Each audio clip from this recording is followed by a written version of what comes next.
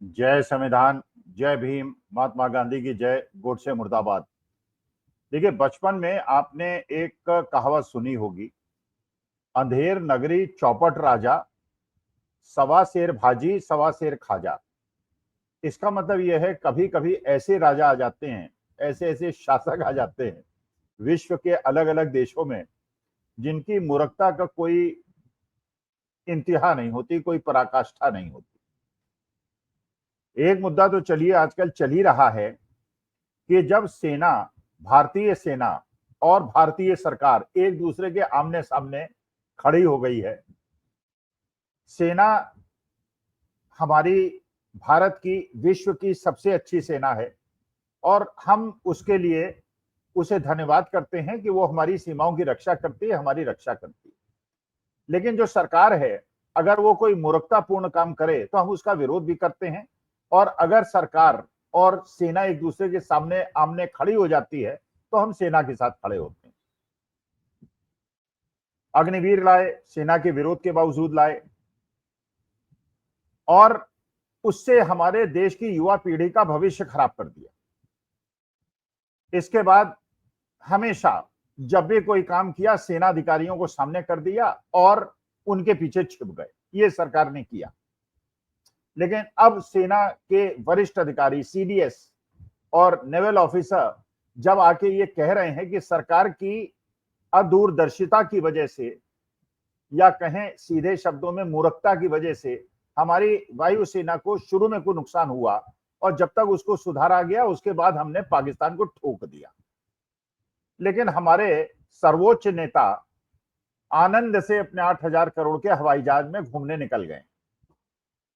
उन्हें इस बात की चिंता नहीं है कि ये सेना जो प्रश्न उठा रही है, किसकी मूर्खता की वजह से हमारे विमानों को नुकसान हुआ, वो अपने आनंद में युगांडा, घाना, पता नहीं कहां कहां घूमने चले गए। लेकिन असली मुद्दा जिसको आज मैं डिस्कस करना चाह रहा हूं वो ये तो हमारे सर्वोच्च नेता, गुजरात हृदय सम्राट, और उसके बाद दिल्ली के अंदर हमें कैसा मुख्यमंत्री मिला है, और क्या बाकी प्रदेशों के अंदर भी ये मुख्यमंत्री इसी प्रकार के निर्णय लेंगे जिससे हमारे हिंदुस्तान के मध्यम वर्ग, अल्प मध्यम वर्ग और गरीब सबकी जिंदगी चौपट हो जाएगी, केवल अमीरों के लिए। लेकिन ये भी अगर अमीरों के लिए करना चाह रहे हैं तो अमीर भी इसमें सफर करेंगे। जो निर्णय रेखा गुप्ता जी दिल्ली के मुख्यमंत्री ने लिया है, और क्या करने वाली हैं और क्या क्या निर्णय लेंगी, कहीं ये निर्णय ले लें कल, अब ये इस निर्णय के बाद ये भी संभावना बनती है ये निर्णय न ले लें कि 60 साल की उम्र से ज्यादा के लोग जो सीनियर सिटीजन हैं,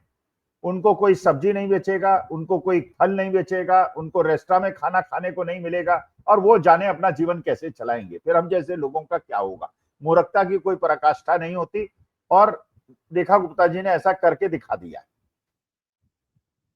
आपको पता ही है कि नया निर्णय लिया है रेखा गुप्ता जी ने दिल्ली के अंदर, कि दिल्ली के अंदर अब हर उस पेट्रोल की गाड़ी जो 15 साल से ज्यादा अवधि की है, और डीजल की गाड़ी जो 10 साल से ज्यादा की अवधि की है, उसको पेट्रोल डीजल नहीं मिलेगा और उस गाड़ी को जब्त कर लिया जाएगा। इसका मतलब यह है,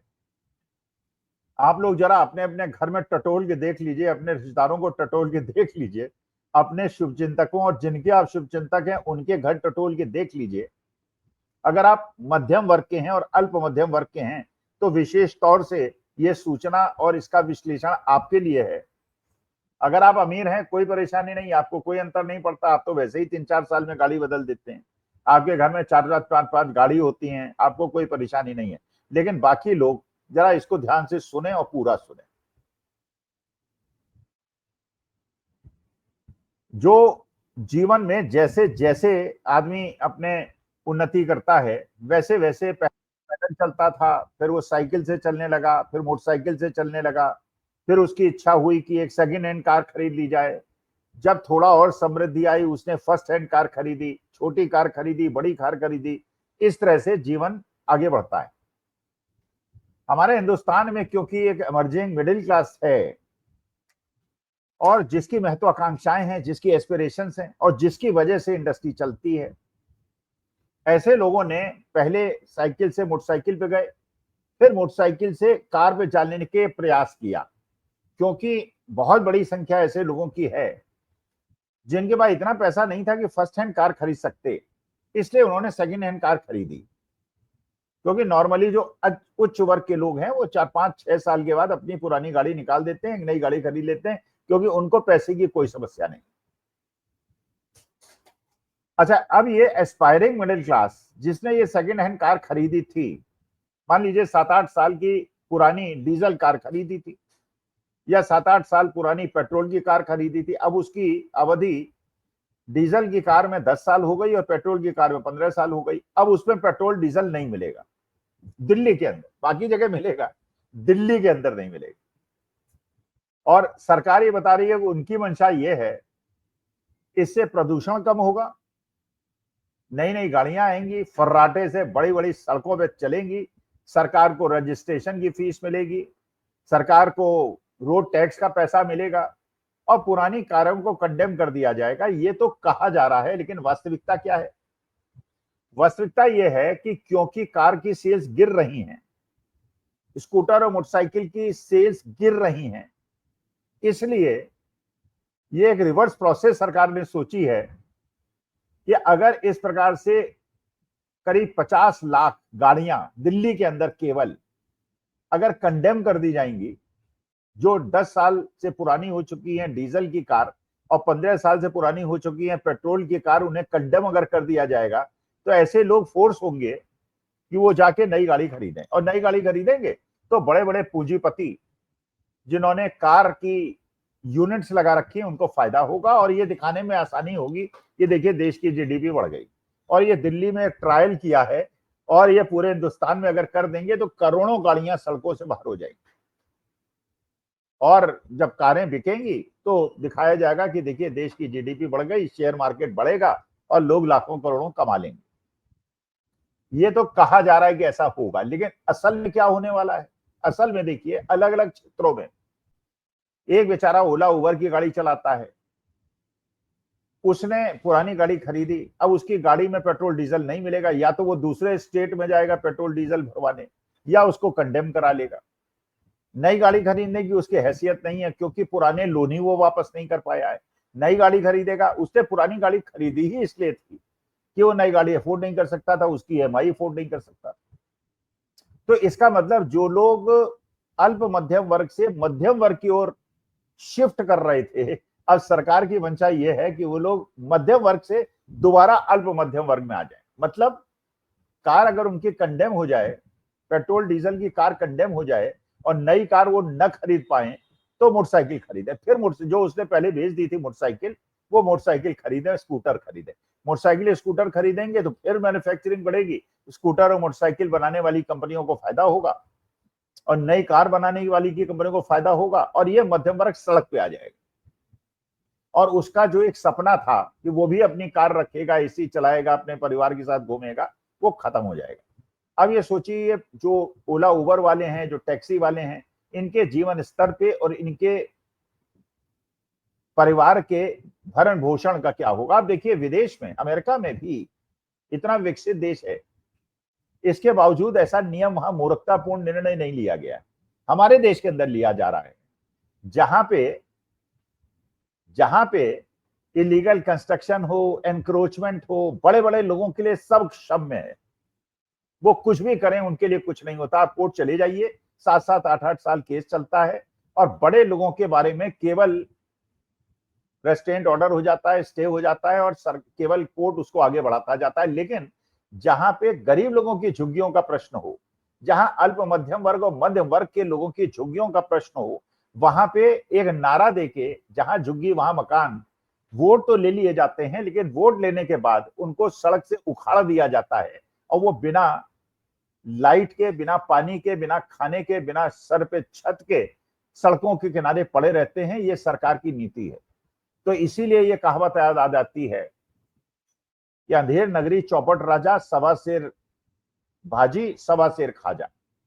अब आप देखिए इसका दिल्ली के पेट्रोल पंप्स वालों पे क्या असर पड़ेगा। अचानक जब ये कारों को पेट्रोल डीजल देना बंद कर दिया जाएगा पेट्रोल डीजल की सेल्स में गिरावट आएगी। और मानी बात है कि वो व्यक्ति अगर उसे दिल्ली में नहीं मिलेगा तो हरियाणा चला जाएगा, वो उत्तर प्रदेश के पास अगर रहने वाला सीमावर्ती इलाके का होगा तो उत्तर प्रदेश चला जाएगा, नहीं तो वो हरियाणा के अंदर चला आएगा। जो भी जगह उसको मिलेगी जहां उसे पेट्रोल डीजल मिलेगा, इसका मतलब ये उसका पेट्रोल डीजल का खर्चा बढ़ जाएगा, क्योंकि जो चीज वो अपने घर के 15 मीटर दूर या 200-500 मीटर दूर जाके पेट्रोल पंप से पेट्रोल डीजल भरा सकता था, उसको 15-20 किलोमीटर हरियाणा या उत्तर प्रदेश जाना होगा पेट्रोल डीजल भराने के लिए, तो उसका घर का खर्चा और बढ़ जाएगा, कार की रिसेल वैल्यू कम हो जाएगी। अब पुरानी कार कौन खरीदेगा? 10-15 साल पुरानी कार कौन खरीदेगा, जब उसे पता है कि थोड़े दिनों के बाद रेखा गुप्ता जी जैसे दिल्ली के अंदर निर्णय लिया है, बाकी प्रदेशों में अगर ले लिया तो इन कारों को रखने से फायदा क्या, तो अफोर्ड कर नहीं पाएगा, तो मिडिल क्लास और थोड़ा सा अपने जीवन के सपने देखने वाला फिर उसी पुराने जीवन में वापस चला जाएगा, जहां वो साइकिल से चलेगा, मोटरसाइकिल बेच के साइकिल खरीदेगा और कार बेच के या उसको कंडेम करा के फिर वो मोटरसाइकिल और स्कूटर पे आ जाएगा। और उसके बाद ओला उबर वाले भी बर्बाद होंगे, मध्यम वर्ग पूरी तरह से बर्बाद होगा। और ये निर्णय केवल ये दिखाने के लिए हुआ है कि देखो हम तब तक मूर्खता करेंगे, तब तक बेवकूफी करेंगे, हम केवल देश के लोगों के संयम की परीक्षा ले रहे हैं कि हमारी मूर्खता को कहां तक सहन करेंगे। तो एक तरफ जहां आप देख रहे हैं कि देश की सेना अब खुलेआम कह रही है, सीडीएस खुलेआम कह रहे हैं, चीफ ऑफ डिफेंस स्टाफ खुलेआम कह रहे हैं, in the initial stages we suffered certain losses, then we revised our policy and then we hit Pakistan bad. और नेवल ऑफिसर कह रहे हैं कि सरकार का ये आदेश था कि अगर सामने से पाकिस्तान का कोई मिसाइल भी आ रहा हो या ड्रोन भी आ रहा हो तो आप काउंटर अटैक नहीं करेंगे, आप मारे जाए कोई बात नहीं, लेकिन आप केवल टेररिस्ट सेंटर्स को अटैक करेंगे। और जो ये बात कही जा रही थी और हमें धोखा दिया जा रहा था सरकार के द्वारा कि पहली बार हमने सेना के हाथ खुल छोड़ दिए हैं, जो कांग्रेस ने अपने सरकार में नहीं किए। और वास्तविकता यह है जो सेना खुल के अब बता रही है कि हाथ नहीं खुले छोड़े, आपने उनको मरने के लिए मजबूर कर दिया। और जब ऐसी परिस्थिति बनी कि सेना और सरकार आमने सामने खड़े हो गए तो महानुभाव यशस्वी नेता अपने 8,000 करोड़ के हवाई जहाज में घूमने निकल गए। जरा गंभीरता से सोचिएगा, दिल्ली का ये पेट्रोल डीजल न देने का जो निर्णय है, ये अभी अगर समझ गए तो बहुत अच्छी बात है। अगर इसका विरोध करने के लिए आपने एक अहिंसात्मक गांधीवादी आंदोलन नहीं शुरू किया तो आपका जीवन बहुत ज्यादा मुश्किल पड़ेगा। और जरा विश्लेषण कीजिएगा, खुद सोचिएगा कि आपने, अगर आप बहुत पैसे वाले नहीं हैं और जाके नई कार नहीं खरीद सकते हैं, और ये जो स्कूटर, ये जो ओला उबर वाले हैं या टैक्सी वाले हैं या बाकी लोग हैं जब पुरानी गाड़ियां चला चला के, अरे जब आपने पॉल्यूशन कंट्रोल का सर्टिफिकेट ले लिया और टेस्ट करा लिया कि उधर पॉल्यूशन नहीं हो रहा है और विद इन लिमिट है, आपने रजिस्ट्रेशन ले लिया, आपने टोल टैक्स ले लिया, आपने रोड टैक्स ले लिया, सब कुछ ले लिया, और अगर वो नियमानुकूल है तो इसका मतलब इसीलिए डर लग रहा है कि कल ये न कहें, क्योंकि अगर एक वृद्ध आदमी ने 60 साल के ऊपर, बदकिस्मती से मैं भी 73 साल का हूं, कल ये न कहे कि बुढ़ों को अब न सब्जी खाने को मिलेगी, ना उन्हें कोई फल बेचेगा, ना वो खरीद पाएंगे, ना होटल उन्हें खाना सर्व करेगा, वो जाने उनका काम। इसी प्रकार से पहले इन्होंने टेस्ट किया है कारों के साथ, अब बाद में हम जैसे बुढ़ों के साथ करेंगे। अगर ऐसी मूर्खतापूर्ण सरकार, तो अब दिल्ली वालों को शायद सोचने में मजबूर होना पड़ा होगा, अवैध झुग्गियां कह के जिनको तोड़ा जा रहा है, जिनको वादा किया गया था जहां झुग्गी वहां मकान, तो आपको शायद शीला कौल की भी याद आ रही होगी, अरविंद केजरीवाल की भी याद आ रही होगी। लेकिन अब पछताए क्या होता है, चिड़िया चुग गई खेत। तो बिहार में ध्यान रखिएगा, वरना बिहार के अंदर भी यही होगा, वहां भी गरीबों के मकान तोड़े जाएंगे, जिससे बड़ी बड़ी सड़कें और बड़ी बड़ी वहां पे मॉल बनाए जा सके, बड़े बड़े ब्रिजेस बनाए जा सके, अमीर लोग आनंद लेंगे और गरीब लोग उसके बाद 5 किलो अनाज पे ही निर्भर रहेंगे। नमस्कार, धन्यवाद, प्रणाम।